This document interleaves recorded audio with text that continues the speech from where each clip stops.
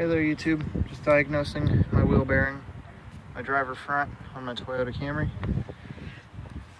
I have no really way to hold the phone, but what you're supposed to do is see if you have any wheel play by grabbing the top right here and the bottom, and then checking from side and side at 12 and 6 and 3 and 9. I'll put the wheel now, I'm gonna put my phone on top of the tire. Let's see if we can hear some noise coming from the wheel bearing if I grab it from the sides.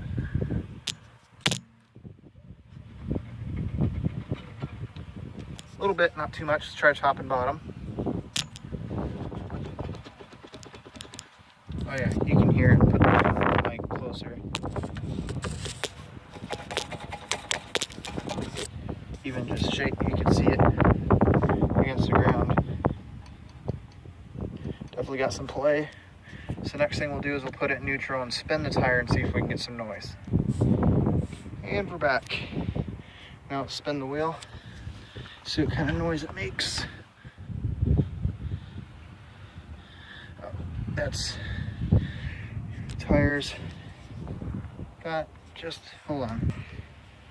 Okay, here we go. We got clearance on the tire. I should be able to just grab the wheel and spin it freely. This is very stuck. You can hear it.